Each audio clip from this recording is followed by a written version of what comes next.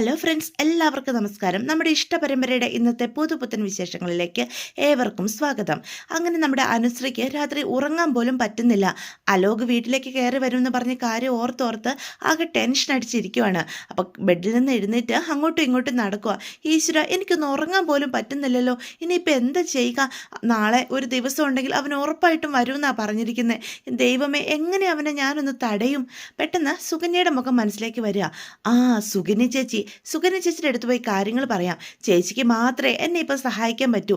ചേച്ചി പറഞ്ഞ് മനസ്സിലാക്കിയാൽ അവന് കാര്യങ്ങൾ കുറച്ചും കൂടി ബോധ്യപ്പെടുകയും ചെയ്യും എന്ന് പറഞ്ഞ് നേരെ സുകന്യയുടെ അടുത്തേക്ക് പോയി കാര്യങ്ങൾ പറയാം. അലോക് ഇങ്ങോട്ട് കയറി വരാനോ?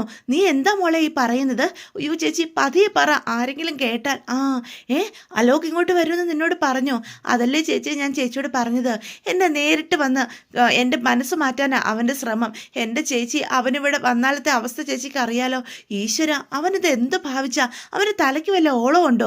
അവൻ ഇവിടേക്ക് വരുന്നത് ആരെങ്കിലും കണ്ടാൽ അതോടുകൂടി എല്ലാം തീർന്നു എന്ന് സുകന്യ പറയാണ്. ചേച്ചി, അവൻ ഇവിടെ വന്ന് എൻ്റെ മനസ്സ് മാറ്റാനുള്ള ശ്രമമാണ്. അതിനുവേണ്ടി എന്നെ ഭീഷണിപ്പെടുത്തുന്നേ ഇപ്പോൾ ഈ കണ്ടുകൊണ്ടിരിക്കുന്നത്. അവനോട് ഞാൻ ക്ഷമിക്കണം, ഇതിൻ്റെ പേരിലെങ്കിലും പേടിച്ചിട്ടാണെങ്കിലും. അതാ അവനിപ്പം ചെയ്തുകൊണ്ടിരിക്കുന്നത്. അപ്പോൾ സാധാരണ ടോക്സിക് കാമുകന്മാരെ പോലെ അവനും ചെയ്തു തുടങ്ങിയല്ലേ എന്ന് സുകന്യ ചോദിക്കുക. അത് കേൾക്കുമ്പോഴത്തേക്കും അനു ഇങ്ങനെ ചിന്തിച്ച് നിൽക്കുവാണേ. ഇവളുടെ മനസ്സ് എത്രയും പെട്ടെന്ന് മാറ്റണമെന്ന് സുകന്യ അപ്പം മനസ്സ് ചിന്തിക്കുക. അല്ല മോളെ, എന്നിട്ട് നീ എന്ത് തീരുമാനിച്ചു? അവനോട് ക്ഷമിക്കാൻ തീരുമാനിച്ചില്ലേ എന്ന് ചോദിക്കുകയാണ്. ആ ചെറുക്കനെ ഒറ്റ ബുദ്ധിയാ. ഇനിയിപ്പം എന്തെങ്കിലും കടുങ്കൈ ചെയ്താലത്തെ അവസ്ഥ അതൊന്നും നമുക്ക് ചിന്തിക്കാൻ പോലും പറ്റില്ല. മോളെ, നീ അവനോടെ പുറത്ത് എവിടെയെങ്കിലും വെച്ച് കാണാന്ന് പറ. അപ്പം പിന്നെ അവൻ വീട്ടിലേക്ക് വരില്ലല്ലോ. ഇല്ലേ ചേച്ചി, അതൊന്നും പറ്റില്ല. ഇനി എനിക്ക് അവനെ കാണുപോലും വേണ്ട എന്ന് അനുശ്രീ പറയാ. അവനെ ഞാൻ ഒരുപാട് സ്നേഹിച്ചതാ ചേച്ചി. പക്ഷേ ഇനി എനിക്ക് അവനെ സ്നേഹിക്കാൻ സാധിക്കില്ല. ആ സ്നേഹിച്ച അത്ര തന്നെ ഞാൻ അവനെ വെറുക്കുന്നുണ്ട്. എൻ്റെ മനസ്സിൽ അവൻ മരിച്ചു കഴിഞ്ഞു ചേച്ചി എന്ന് അനു പറയാ. മനസ്സുകൊണ്ട് നമ്മൾ ഒരാളോട് വെറുപ്പ് തോന്നിയാൽ പിന്നെ അയാൾ എത്ര പിറകെ നടന്നാലും നമുക്ക് അയാളെ സ്നേഹിക്കാൻ കഴിയില്ലല്ലോ ചേച്ചി. ഞാനിപ്പോൾ ആ അവസ്ഥയിൽ എത്തിച്ചേർന്നിട്ടുണ്ട് എന്ന് അനു പറയാ. നാളെ അവൻ ഇങ്ങോട്ട് വരരുതെന്ന് ചേച്ചി അവനെ പറഞ്ഞൊന്ന് മനസ്സിലാക്കുക. എനിക്ക് വേണ്ടി പറ്റുവാണ് ചേച്ചി, അത് മാത്രം ചെയ്തു തന്നാൽ മതി എന്ന് അനു സുകന്യോട് പറയാം. അപ്പം സുകന്യക്കാകെ ദേഷ്യം വരിക. ഇതിങ്ങനെ വിട്ടാൽ പറ്റില്ല. ഇവളുടെ മനസ്സ് എങ്ങനെയെങ്കിലും മാറ്റണം. എന്നിട്ട് അനുവിൻ്റെ മുന്നിൽ വളരെ നല്ല രീതിയിൽ പെരുമാറാണ് കേട്ടോ. മോൾ ഒന്നുകൊണ്ട് വിഷമിക്കേണ്ട. ഞാൻ നാളെ രാവിലെ തന്നെ അവനോട് സംസാരിക്കാം. പോരെ? നാളെ അവൻ ഇങ്ങോട്ട് വരില്ല.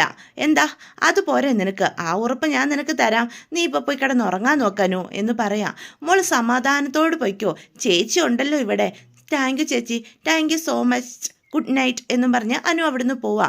ശരി, ചെല്ലും മോളെ എന്നും പറഞ്ഞ് അപ്പം അനുവിനെ പറഞ്ഞും വിടുവാണ് കേട്ടോ സുകന്യ. ഇതിങ്ങനെ വിട്ടാൽ പറ്റില്ല.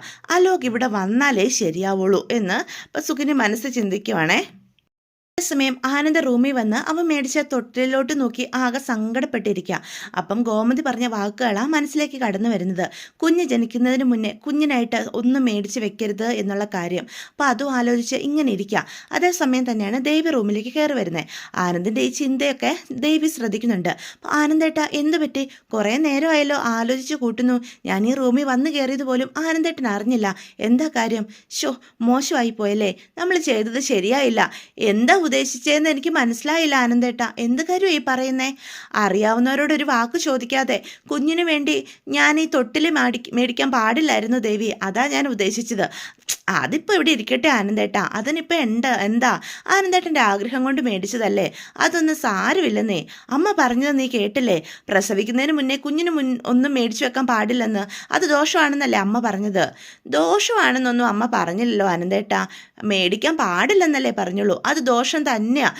എന്നെ വിഷമിപ്പിക്കാതിരിക്കാൻ വേണ്ടി അമ്മ അങ്ങനെ പറയാത്തതാ. എൻ്റെ പൊന്ന ആനന്ദേട്ട, കുഞ്ഞിന് തൊട്ടിൽ വാങ്ങുന്നതിന് മുന്നേ ആനന്ദേട്ടൻ ഇതൊന്നും അറിയില്ലായിരുന്നല്ലോ. തൊട്ടിൽ കണ്ടപ്പോൾ ഇഷ്ടം തോന്നി, ആനന്ദേട്ടൻ മേടിച്ചു. അതിത്ര വലിയ കാര്യമൊന്നുമല്ല. എന്നാലും എനിക്കാകെ പേടിയാകുന്നു. ഞാൻ അറിയാതെയാണ് ചെയ്തതെങ്കിലും ദേവി, അത് നമ്മുടെ കുഞ്ഞിന് ദോഷമായിട്ട് വന്നാലോ? എനിക്കത് ചിന്തിക്കാൻ പോലും പറ്റില്ല. ആനന്ദേട്ടൻ അത് തന്നെ ചിന്തിച്ചുകൊണ്ടിരിക്കാതെ വിട്ടേക്ക് ആനന്ദേട്ട, പോട്ടെ, സാരമില്ല. അയ്യോ, അല്ലല്ല, അതെനിക്കങ്ങനെ വിടാൻ പറ്റില്ല. നമ്മുടെ കുഞ്ഞിന് ദോഷം വരുന്ന ഒന്നും നമ്മൾ ചെയ്യാൻ പാടില്ല ദേവി. എനിക്കതൊക്കെ ഭയങ്കര ബുദ്ധിമുട്ടുണ്ടാക്കുന്ന കാര്യം വന്നേ എന്ന് ആനന്ദ് ദേവിയോട് പറയാം. ദേവി, ഈ തൊട്ടിൽ നമുക്കങ്ങോട്ട് തിരിച്ചുകൊണ്ട് കൊടുത്താലോ എന്ന് ദേവിയോട് ചോദിക്കുക. ഈ തൊട്ടിൽ കാരണം ആനന്ദിന് മനസ്സമാധാനം തകരുവാണെങ്കിൽ അതങ്ങ് തിരിച്ചു കൊടുത്തേക്ക്, കഴിഞ്ഞില്ലേ, അതോടുകൂടി ആ പ്രശ്നം സോൾവ് ആയില്ലേ, നാളെ തന്നെ തിരിച്ചു കൊടുക്കണം എന്ന് അപ്പോൾ ആനന്ദ് പറയാം. എന്നാ ശരി, അങ്ങനെ ചെയ്യട്ടെ. അല്ല ദേവി, അതിലൊരു പ്രശ്നമുണ്ട്. എന്തു പ്രശ്നം? ഇനി എന്താ പ്രശ്നം? എൻ്റെ കുഞ്ഞിന് വേണ്ടി ഞാൻ ആദ്യമായിട്ട് വാങ്ങിയതല്ല ദേവി ഈ തൊട്ടിൽ, അതെങ്ങനെയാണ് ഞാൻ തിരിച്ചു കൊടുക്കുക? അതൊരു ദുശകനമായി മാറിയാലോ? ഷോ, അതും ശരിയാ എന്നപ്പം ദേവി പറയാം. നമ്മുടെ കുഞ്ഞിന് വേണ്ടി നമ്മൾ ആദ്യമായിട്ട് വാങ്ങിച്ചൊരു സാധനമല്ലേ, അത് തിരിച്ചുകൊണ്ട് കൊടുക്കാന്ന് വെച്ചാൽ അതത്ര നല്ല കാര്യമായിട്ട് എനിക്ക് തോന്നണില്ല എന്ന് ദേവി പറയാണ് കേട്ടോ. ഞാനിത് എന്ത് പണിയായി കാണിച്ചത്? അമ്മയുടെ ഭാഗത്തുകൊണ്ട് തെറ്റ്. അല്ല, അമ്മയുടെ ഭാഗത്തും ഉണ്ട് തെറ്റ്. കുഞ്ഞിന് എന്തൊക്കെ വേണം വേണ്ടാന്ന് അമ്മയ്ക്ക് നേരത്തെ നമ്മളോട് പറഞ്ഞു തന്നാൽ എന്തായിരുന്നു? അങ്ങനെ ആയിരുന്നെങ്കിൽ ഞാൻ നേരത്തെ തൊട്ടി മേടിച്ചുകൊണ്ട് വരില്ലായിരുന്നല്ലോ. ഇതിപ്പം ആഗ്രഹിച്ച് മോഹിച്ചൊരു തൊട്ടിൽ മേടിച്ചിട്ട് കുഞ്ഞിനത് ദോഷമായിട്ട് ഭവിച്ചാൽ എനിക്കത് ചിന്തിക്കാൻ പോലും പറ്റുന്നില്ല ദേവി. ഞാനൊന്ന് പോയി അമ്മയെ കാണട്ടെ. എന്തിന്? ഇപ്പം ആനന്ദേട്ടൻ അങ്ങോട്ട് പോകുന്നു വേണ്ട. ഞാനേ എന്തൊക്കെ സാധനങ്ങളാണ് കുഞ്ഞിന് മേടിക്കേണ്ടതെന്ന്, മേടിക്കാൻ പാടില്ലാത്തത് എന്നൊക്കെ അമ്മയെ കൊണ്ട് ഒരു ലിസ്റ്റ് എഴുതിപ്പിച്ചുകൊണ്ട് വരാം. അതനുസരിച്ച് നമുക്ക് മുന്നോട്ട് പോകാമല്ലോ. ഇനി ഇങ്ങനൊരു അബദ്ധം വരാൻ പറ്റില്ല. എനിക്ക് വയ്യ ഇങ്ങനെ ടെൻഷൻ അടിക്കാൻ. ഷോ, എൻ്റെ ആനന്ദേട്ടാ, അതങ്ങോട്ട് വിട്. അമ്മയൊക്കെ ഇപ്പോൾ ഉറങ്ങിക്കാണും. ചുമ്മാ അവരെയും കൂടി ശല്യപ്പെടുത്താതെ.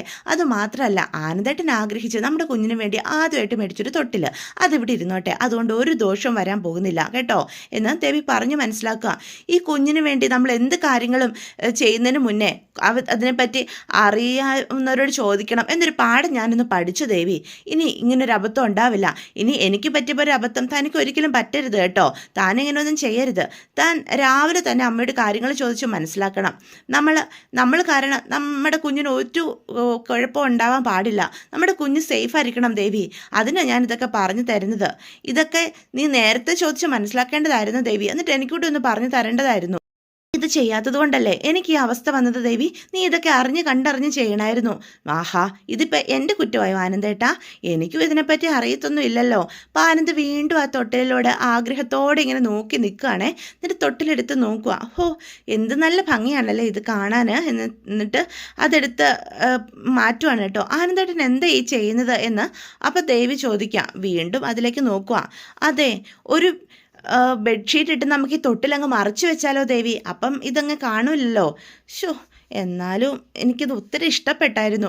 ഇത് കാണുമ്പം എനിക്ക് എൻ്റെ കുഞ്ഞിനോട് എന്തോ തെറ്റ് ചെയ്ത പോലെ ഇപ്പം തോന്നുന്നത്. ആഗ്രഹിച്ച് മേടിച്ചതാണെങ്കിലും ഇതിനോട് എനിക്കിപ്പോൾ ദേഷ്യമോ ദേവി തോന്നുന്നേ. ഈ ആനന്ദേട്ടൻ്റെ ഒരു കാര്യം, എൻ്റെ ആനന്ദേട്ട, ഇതിലൊന്നും ഒരു കാര്യമില്ല. ഇങ്ങനെ ചിന്തിച്ച് കൂട്ടാതെ സമാധാനമായിട്ടിരിക്കുന്നേ എന്ന് ദേവി ആനന്ദിനോട് പറയാണ് കേട്ടോ. എന്നിട്ട് ആനന്ദാണെങ്കിൽ അവിടെ ഇരുന്നൊരു ബെഡ്ഷീറ്റ് എടുത്ത് ആ തൊട്ടിൽ മറച്ചിടുക. അപ്പം ഇതൊക്കെ കാണുന്ന ദേവി ആണെങ്കിൽ താടിക്ക് കൈയും കൊടുത്തിരിക്കുകയാണ്. ഷോ, ഈ ആനന്ദേട്ടൻ ഇത് എന്തൊക്കെയായി ചെയ്തേ എന്ന് പറഞ്ഞുകൊണ്ട് ചിരിക്കുക. അപ്പം ദേവിയുടെ ചിരി കാണുമ്പം ആനന്ദാണെങ്കിൽ നോക്കുക. എന്തിനാ നീ ചിരിക്കുന്നേ എന്ന് ചോദിക്കുക. ഞാൻ നീ ചിരിക്കാൻ മാത്രമേ ഇവിടെ ഒന്നും ചെയ്തില്ലല്ലോ. നീ ഇങ്ങനെ ചിരിക്കുകയൊന്നും ചെയ്യരുത്, വയറുളുക്കും, അത് കുഞ്ഞിന് ബുദ്ധിമുട്ടാവും ദേവി. നീ സൂക്ഷിച്ചൊക്കെ പെരുമാറ്, നിനക്ക് ഒരു ശ്രദ്ധയില്ല. എൻ്റെ പൊന്ന് ആനന്ദേട്ട, ഇങ്ങനെയൊക്കെ കാണിച്ച് എന്നെ വീണ്ടും വീണ്ടും ചിരിപ്പിക്കല്ലേ ആനന്ദേട്ട എന്ന് അപ്പം ദേവി പറയാം. ഇതെന്തുവാ നിങ്ങൾ ഈ കാണിക്കുന്നേ? അപ്പം ആനന്ദാണെങ്കിൽ ആക്കി ചമ്മിയ പോലെ നിൽക്കുകയാണ് കേട്ടോ. ആനന്ദേട്ടൻ ഒരു കാര്യം, എൻ്റെ പൊന്നോ. ദേവി, നീ ഇങ്ങനെ ചിരിക്കല്ലേ, നിന്റെ വയറുളുക്കും, ഒന്ന് ശ്രദ്ധിക്കുക. ഇങ്ങ് വന്നേ ആനന്ദേട്ടാ, ഇവിടെ വന്നിരുന്നേ എന്നും പറഞ്ഞ് ദേവി ആനന്ദനെ അടുത്ത് പിടിച്ചിരിക്കുക. ദേവി, നീ ചിരിക്കല്ലേ എന്ന് വീണ്ടും പറയാണ്. എൻ്റെ ആനന്ദേട്ടാ, ഇങ്ങനെ തുടങ്ങല്ലേ, നമ്മുടെ കുഞ്ഞിന് ഒരു കുഴപ്പം വരില്ല എന്ന് പറഞ്ഞ് ആനന്ദിൻ്റെ കൈയെടുത്ത് ദേവിയുടെ വയറിന്മേൽ ദേവി പിടിപ്പിക്കുകയാണ് കേട്ടോ. കണ്ടോ, നമ്മുടെ വാവ ഇവിടെ സേഫായിട്ടുണ്ടെന്നേ. അവനെ വളരെ സന്തോഷത്തോടെ ഇരിക്കുക. നിൻ്റെ അച്ഛൻ ഇവിടെ കിടന്ന് വെപ്രാളം കാണിക്കുന്ന കണ്ടോ വാവേ? നിന്നോടെന്തോ വലിയ തെറ്റ് ചെയ്തു എന്നൊക്കെയാണ് അച്ഛൻ ഇവിടെ പറയുന്നത്. പാവമല്ലേ നിൻ്റെ അച്ഛൻ? നീ തന്നെ നിൻ്റെ അച്ഛനെ ഒന്ന് സമാധാനിപ്പിക്കുവാവേ എന്ന് കുഞ്ഞിനോട് പറയാം. അപ്പോഴത്തേക്കും ആനന്ദ് പറയും, എന്നെ തൊട്ടു. ആഹാ, തൊട്ടോ എന്നപ്പോൾ ചോദിക്കുക. കുഞ്ഞെന്നെ തൊട്ടു ദേവി എന്ന് ആനന്ദ് വീണ്ടും പറയാം. കുഞ്ഞെന്നെ ചവിട്ടിയത് എനിക്ക് അറിയാൻ പറ്റി. അനക്കും അറിയുന്നുണ്ട്. നമ്മുടെ കുഞ്ഞ് നമ്മളോട് പ്രതികരിച്ചു തുടങ്ങി ദേവി എന്ന് പറഞ്ഞ് ആനന്ദ് ദേവിയുടെ വയറ്റിൽ വീണ്ടും പിടിക്കുകയാണ് കേട്ടോ. നമ്മുടെ കുഞ്ഞ് അച്ഛനെ സമാധാനിപ്പിച്ചത് ആനന്ദേട്ടാ എന്ന് ദേവി പറയും കേട്ടോ. അത് കേൾക്കുമ്പം ആനന്ദ് കുഞ്ഞിൻ്റെ അടുത്ത് നിന്ന് ചോദിക്കും, അതേയോടാ നീ അച്ഛനെ സമാധാനിപ്പിച്ചതാണോ? ഇനി അച്ഛൻ ഇങ്ങനൊരു തെറ്റ് ചെയ്യില്ല. എന്ത് കാര്യവും അറിയാവുന്നവരോട് ചോദിച്ചിട്ടേ അച്ഛൻ നിനക്ക് വേണ്ടി എന്ത് മേടിക്കുള്ളൂ കേട്ടോ എന്ന് പറഞ്ഞ് ദേവിയുടെ വയറ്റിലേക്ക് വയറ് വെച്ച് കുഞ്ഞിനെ ശബ്ദം കാതോർക്കുന്ന പോലെ ഇങ്ങനെ കിടക്കുകയാണ് കേട്ടോ. ദേവിക്കും ഇതൊക്കെ കാണുമ്പം ഒരുപാട് സന്തോഷം തോന്നുക. ഈ ആനന്ദേട്ടൻ എന്തൊരു പാവവാ, എന്തൊരു നിഷ്കളങ്കനാ, ഞങ്ങളുടെ കുഞ്ഞും ഇതേ സ്വഭാവത്തിൽ വളർന്നാൽ മതിയായിരുന്നു എന്നൊക്കെ ദേവി ഇങ്ങനെ മനസ്സിൽ ചിന്തിക്കുകയാണേ. ഇതേ സമയം കൃഷ്ണമംഗലത്ത് അലോകിനൊരു ഫോൺ വരിക. അത് മറ്റാരുമല്ല, നമ്മുടെ സുകന്യാട്ടോ വിളിക്കുന്നത്. സുകന്യ ചേച്ചി ആണല്ലോ. ഹലോ ചേച്ചി, എന്താ കാര്യം? എന്താ ഈ രാത്രി തന്നെ വിളിച്ചത്? അനുവിനെ കാണാൻ നീ ഇങ്ങോട്ട് വരുന്നുണ്ടോ എന്ന് സുകന്യ ചോദിക്കും. ഞാൻ ചേച്ചി അങ്ങോട്ട് വിളിക്കാനിരിക്കുകയായിരുന്നു. എന്താ കാര്യം? എന്തെങ്കിലും പ്രശ്നമുണ്ടോ ചേച്ചി? നീ ചോദിച്ചതിന് ഉത്തരം പറ. നാളെ നീ വരുന്നുണ്ടോയെന്ന് ഞാൻ ചോദിക്കുന്നത് എന്ന് പറയാണ്. അപ്പോഴത്തേക്കും അലോക് പറയും, എനിക്കൊരു മണ്ടത്തരം പറ്റി ചേച്ചി. അവൾ എന്നോട് ക്ഷമിക്കുമെന്ന് പ്രതീക്ഷയിൽ ഞാൻ അവളോട് സത്യങ്ങളെല്ലാം പറഞ്ഞു. ഞാൻ എൻ്റെ തെറ്റേറ്റു പറഞ്ഞു. അത് പക്ഷേ ഇത്രയും വലിയൊരു അബദ്ധമാവുമെന്ന് ഞാൻ കരുതിയില്ല. അവളോടൊന്നും പറയണ്ടായിരുന്നു ചേച്ചി. ഒരബദ്ധം സംഭവിച്ചതൊക്കെ സംഭവിച്ചു. ഇനി അതും പറഞ്ഞിരുന്നിട്ട് കാര്യമൊന്നുമില്ല ലോകെ എന്ന് സുകന്യ പറയും. ഇങ്ങനെ വെറുതെ വിട്ട് കളയാൻ വേണ്ടിയാണോ നീ ഇത്രയും കാലം അനുവിൻ്റെ പിറകെ നടന്നത്? അവൾക്കിപ്പം നിന്നോട് നല്ല ദേഷ്യമുണ്ട്. അത് നീ മാറ്റിയെടുക്കണം. ആ വീടിൻ്റെ കോമ്പൗണ്ടിൽ കയറിയ അവൾ എൻ്റെ കാല് വെട്ടുമെന്നാണ് ചേച്ചി പറഞ്ഞിരിക്കുന്നത്. ഓ, അവളുടെ ഒരു ഭീഷണി കേട്ടപ്പോൾ നീ അങ്ങ് പേടിച്ചു പോയോ? പേടിച്ചിട്ടൊന്നും അല്ല. പക്ഷേ നാളെ ഞാൻ അങ്ങോട്ട് അവൾ എല്ലാവരെയും വിളിച്ചുകൂട്ടി അതൊരു ഇഷ്യൂ ആക്കിയാലോ? അവൾക്കിപ്പോൾ എന്നോട് നല്ല ദേഷ്യമുണ്ട്. നീ നാളെ ഇങ്ങോട്ട് വരണം ആലോകെ, വരിക തന്നെ വേണം. അവളുടെ മനസ്സ് മാറ്റണം. നിന്നെ അനുവിൻ്റെ റൂമിലെത്തിക്കുന്ന കാര്യമേ അത് ഞാൻ ഏറ്റു. നിന്നെ സഹായിക്കാൻ ഞാനിവിടെ ഉണ്ടല്ലോ.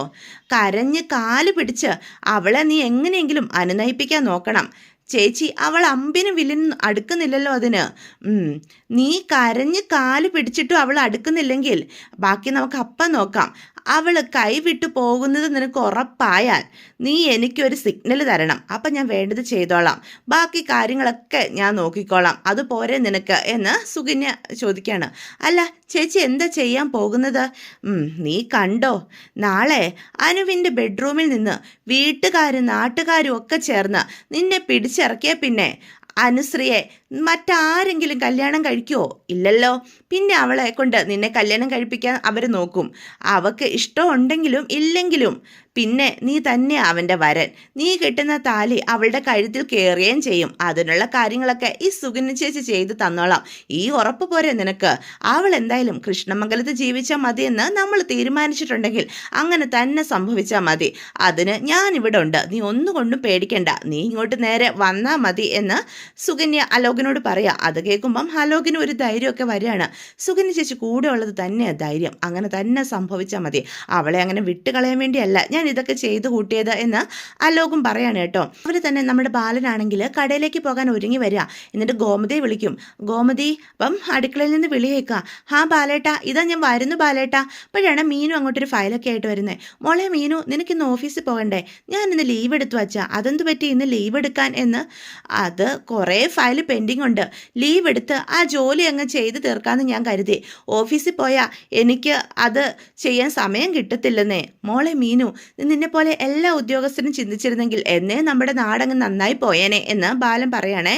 പെട്ടെന്ന് ദേവി റൂമിലേക്ക് പോയി ബാലൻ്റെ ബാഗൊക്കെ എടുത്തുകൊണ്ട് വന്ന് ബാലൻ്റെ കയ്യിലേക്ക് കൊടുക്കുക. പോയിട്ട് ബാ ബാലേട്ട എന്ന് പറഞ്ഞ് പ്രാർത്ഥിച്ചിട്ട് അതങ്ങ്. അതേസമയം ബാലനാണെങ്കിൽ ബാഗ് മേടിച്ചിട്ട് നമ്മുടെ ഗോമതി ഇങ്ങനെ അടിമുടി നോക്കുക. അപ്പം ഗോമതിയെ എനിക്കെന്ത് പറ്റി എന്നുള്ള രീതിയിൽ സ്വയം ഒന്ന് നോക്കുക. എന്താ ബാലേട്ട, എന്നെ എന്താ ഇങ്ങനെ നോക്കുന്നേ? അല്ല, ഈ സാരി അമ്മ എവിടെയെങ്കിലും പോകുന്നുണ്ടോ എന്നാ മീനു ചോദിക്കും. ആ മീനു, ഞാനത് പറയാൻ മറന്നു പോയതാ. ദേവിക്കുള്ള അങ്ങാടി മരുന്നുകൾ മേടിക്കണം. അങ്ങാടി കട വരെ ഞാൻ പോകണം. അതിനായിട്ട് ഒരുങ്ങിയതാ. അങ്ങാടി മരുന്ന് ഞാൻ വൈകിട്ട് വാങ്ങിച്ചുകൊണ്ട് വന്നാൽ പോരെ? അയ്യോ, അത് പോരെ ബാലേട്ടാ. ഇതേ ഇന്ന് ഉച്ചയ്ക്ക് മുൻപേ കൊടുക്കാനുള്ള മരുന്നുകളാ. അത് ശരി. എന്നിട്ട് മരുന്ന് തീർന്ന കാര്യം താൻ നേരത്തെ എന്താ എന്നോട് പറയാതിരുന്നത്? ഓ, അത് മറന്നുപോയി ബാലേട്ടാ. അത് സാരമില്ല, ഞാൻ പോയി മേടിച്ചോളാന്നേ. അതിനല്ലേ ഞാൻ ഒരുങ്ങി ഇറങ്ങിയത്. അങ്ങാടി കട ഇവിടെ അടുത്ത് തന്നെ ആണല്ലോ, ഞാൻ വേഗം പോയിട്ട് വരാം എന്ന് പറയാം. അപ്പം മീനു പറയും, അങ്ങാടി മരുന്ന് വാങ്ങാനാന്നും പറഞ്ഞ് അമ്മയ്ക്കൊന്ന് ചുറ്റിക്കറങ്ങിയിട്ട് വരണം അതിനല്ലേ എന്ന് മീനു ചോദിക്കാം. അങ്ങനെയെങ്കിൽ അങ്ങനെ, എന്താ എനിക്കൊന്ന് ചുറ്റിക്കറങ്ങിക്കൂടെ, ഞാനും ഒന്ന് ചുറ്റിക്കറങ്ങട്ടെ എന്ന് പറയാം. ദേ മീനു, ദേവിമോൾ ആഹാരം കഴിച്ചിട്ടില്ല, ഇഡ്ഡലി ഉണ്ടാക്കി വെച്ചിട്ടുണ്ട്, എടുത്തു കൊടുക്കണം കേട്ടോ. അതൊക്കെ ഞാൻ നോക്കിക്കോളാം. അമ്മ സമാധാനമായിട്ട് മരുന്നൊക്കെ വാങ്ങി ഒന്ന് ചുറ്റിക്കറങ്ങിയിട്ടൊക്കെ പതിയെ വന്നാൽ മതി എന്ന് മീനു പറയാം. അപ്പം സുകന്യ അങ്ങോട്ട് വരിക. ദേ വിശപ്പില്ല എന്നൊക്കെ ദേവി പറയും, നീ നിർബന്ധിച്ച് കഴിപ്പിക്കണം. അതൊക്കെ ഞാൻ ഏറ്റു. അപ്പോഴത്തേക്ക് സുകന്യ പറയും, അതൊക്കെ ഞങ്ങൾ ഏറ്റു എന്ന് പെട്ടെന്ന് പറയാം. ചേച്ചി പോയി സാധനങ്ങളൊക്കെ വാങ്ങി സമാധാനമായി തിരിച്ചു വരൂ, ഇവിടുത്തെ കാര്യങ്ങളൊക്കെ ഞാനും മീനും കൂടി നോക്കിക്കോളാം എന്ന് സുകന്യ ഉറപ്പ് കൊടുക്കാം. പോയിട്ട് വാ അമ്മേ എന്ന് പറയുകയാണേ. അപ്പം നമ്മുടെ ബാലനാണെങ്കിൽ സ്കൂട്ടിയൊക്കെ ഓണാക്കുക. അല്ല, അങ്ങാടിക്കടയിലേക്ക് ചേച്ചി എങ്ങനെയാണ് പോകുന്നേ എന്ന് സുകന്യ അപ്പം ചോദിക്കാം. ഒരു ഓട്ടോയിലേക്ക് പോകാമെന്നാണ് കരുതുന്നത്. അതെന്തിനാ ഓട്ടോ വിളിക്കുന്നേ, ബാലേട്ടനും ഗോമതി ചേച്ചി ഒരേ വഴിക്കല്ലേ പോകുന്നേ? അതെ എന്ന് ബാലൻ പറയും. ചേച്ചിക്ക് ബാലേട്ടൻ്റെ കൂടെ സ്കൂട്ടറിൽ പൊയ്ക്കൂടെ? ഓ അത് വേണ്ട, ഞാൻ പൊയ്ക്കോളാം. അപ്പം മീനു പറയും, അതെന്താ അമ്മ വേണ്ടാത്തേ? അച്ഛാ, അമ്മ ഈ സ്കൂട്ടറിൻ്റെ പിന്നിലിരിക്കുന്നതുകൊണ്ട് അച്ഛൻ എന്തെങ്കിലും ബുദ്ധിമുട്ടുണ്ടോ? എൻ്റെ സ്കൂട്ടറിൻ്റെ പിന്നിൽ ഇയാൾ ഒരുപാട് തവണ ഇരുന്നിട്ടുള്ളതല്ലേ, ഇപ്പം എന്താരോ തനിക്കൊരു മടിയിരിക്കാൻ? ഒന്ന് പോ ബാലേട്ടാ, ഇവിടെ അടുത്തല്ലേ എന്ന്. അപ്പം നമ്മുടെ ഗോമതി പറയാം, അയ്യടാ ഒരു നാണം കണ്ടില്ലേ അമ്മയുടെ, ഞങ്ങളുടെ മുന്നിൽ ഒരുപാട് അഭിനയൊന്നും വേണ്ട, അമ്മയുടെ ആ സ്കൂട്ടറിലേക്കൊന്ന് കയറിയാട്ടെ എന്ന് മീനാക്ഷി പറയും. കയറ്. അല്ല വേണ്ട മീനു, ഞാനൊരു ഓട്ടോ പിടിച്ച് പോയിക്കോളാം. എൻ്റെ അമ്മ, ഒരു ഓട്ടോയും വേണ്ട. അപ്പം സുകന്യയും പറയും, കയറി ചേച്ചി അങ്ങോട്ട്, ബാലേട്ടൻ്റെ കൂടെ ഒരുമിച്ച് അങ്ങോട്ട് പോ. അപ്പം നമ്മുടെ ഗോമതി ആണെങ്കിൽ ബാലൻ്റെ തോളി കൈ വെക്കാതെ സ്കൂട്ടറിൽ തന്നെ കൈ പിടിക്കുമ്പം മീനു സുകന്യയും കൂടി കൈയെടുത്ത് തോളി വെക്കുകയാണ്. അപ്പം ബാലനാണെങ്കിൽ ചിരി വരിക, ഗോമതിക്ക് അപ്പടി നാണം വരികയാണ് കേട്ടോ. അവർ രണ്ടുപേരും ആ നിമിഷം ഒരുപാട് ആസ്വദിക്കുവാണ്, ഗോമതിയും ബാലനും. ഇപ്പം ഇത് കാണുന്ന മീനുവും സുകന്യയും പരസ്പരം നോക്കി ഇങ്ങനെ ചിരിക്കുകയാണ്. സുകന്യ പറയും, ഈ കൈ ഇവിടെ ഇരിക്കുന്ന കേട്ടോ ഗോമതി ചേച്ചി, ഭംഗി എന്ന് പറയുമ്പം ഗോമതിക്ക് നാണം വരിക. അതെ, അതാ അതിൻ്റെ ശരി, എങ്കിൽ രണ്ടുപേരും കൂടി പോയിട്ട് വാ എന്ന് മീനു അപ്പോൾ ഗോമതിയോട് പറയാം. നീ ഒന്ന് പോടി എന്നെ കളിയാക്കാതെ എന്ന് അപ്പോൾ ഗോമതി പറയാണ് കേട്ടോ. അവർ രണ്ടും അങ്ങ് പോയി കഴിയുമ്പോഴത്തേക്കും സുകന്യ പറയും, ഇത്രയും വർഷം കഴിഞ്ഞിട്ടും ഗോമതി ചേച്ചിയുടെയും ബാലേട്ടൻ്റെ സ്നേഹം ഒരു തരുമ്പ് പോലും കുറഞ്ഞിട്ടില്ല. എന്തൊരു സ്നേഹം അവർ തമ്മിൽ, അവർ തമ്മിലുള്ള സ്നേഹമാ ചേച്ചി നമ്മുടെ ഈ കുടുംബത്തിൻ്റെ അടിത്തറ എന്ന് അപ്പം മീനാക്ഷി പറയാണ് കേട്ടോ. ഇതേ സമയം കൃഷ്ണമംഗലത്ത് നിന്ന് ഗോമതിയും ബാലനും എവിടെയോ പോകുന്നത് നമ്മുടെ അലോക കാണുക. ഇത് തന്നെ പറ്റിയ അവസരം. ഇപ്പം അനു അവിടെ ഒറ്റയ്ക്കായിരിക്കുമല്ലോ, അവളെ ഒന്ന് കാണുകയും ചെയ്യാം. ഇപ്പം തന്നെ ആ മീനാക്ഷി പുറത്ത് പോവുകയും ചെയ്യും. അപ്പം പിന്നെ സുഗിനി ചേച്ചി മാത്രമേ ഉണ്ടാവുള്ളൂ എന്നൊക്കെ ഇങ്ങനെ ചിന്തിച്ചു കൂട്ടുവാണ് കേട്ടോ. ഇതേ സമയം നമ്മുടെ മീനു അകത്തേക്ക് ചെന്ന് ദേവിക്കുള്ള ആഹാരമായിട്ട് അവളുടെ റൂമിലേക്ക് കയറിച്ചില്ല. അപ്പോൾ ദേവി കിടക്കുക. എന്തു പറ്റി ഇടത്തി, ക്ഷീണമുണ്ടോ എന്ന് അപ്പം മീനു ചോദിക്കുക. ഞാൻ വെറുതെ അങ്ങ് കിടന്നതാ മീനു, അല്ലാതെ കുഴപ്പമൊന്നുമില്ല. അങ്ങനെ ആണെങ്കിലേ മിടിക്കായിട്ട് ഈ ഇഡ്ഡലി അങ്ങോട്ട് കഴിച്ച്. അയ്യോ ഇപ്പോഴോ, എനിക്ക് വിശക്കുന്നില്ല മീനു, ഞാൻ വിശക്കുമ്പോൾ എടുത്ത് കഴിച്ചോളാം, നീ അത് അവിടെ വെച്ചിട്ട് പോയിക്കോ. എവിടെ പോകാൻ, ഇത് ഏടത്തെ കഴിപ്പിക്കാതെ ഞാൻ എങ്ങോട്ടും പോകുന്നില്ല. ഏടത്തിയുടെ കാര്യങ്ങളൊക്കെ എന്നെ ഏൽപ്പിച്ചിട്ടാ അമ്മ അങ്ങാടിക്കടയിൽ പോയിരിക്കുന്നത് എന്ന് പറയണം കേട്ടോ. ഇതേ ഞാൻ ഇപ്പം തന്നെ ഇത് വാരിത്തരാം, വേഗം കഴിച്ചോ, വാ തുറന്നേ. അപ്പം വാരിത്തരാൻ വേണ്ടിയായിരുന്നു മടി പിടിച്ചിരുന്നതല്ലേ എന്ന് പറയുക. അപ്പം ദേവിക്ക് ചിരി വരികയാണ് കേട്ടോ. ഇതോടുകൂടി ഇന്നത്തെ എപ്പിസോഡ് അവസാനിക്കുകയാണ്. അപ്പം ഇതാണ് ഇന്നത്തെ വിശേഷങ്ങൾ. വീഡിയോ ഇഷ്ടപ്പെട്ടുവെങ്കിൽ ചാനൽ സബ്സ്ക്രൈബ് ചെയ്യാൻ മറക്കരുത്, ലൈക്ക് ചെയ്യാനും മറക്കരുത്. അപ്പം നിങ്ങളുടെ അഭിപ്രായങ്ങൾ കമൻറ്റ്സ് വഴി എന്നെ അറിയിക്കാനും മറക്കരുതേ.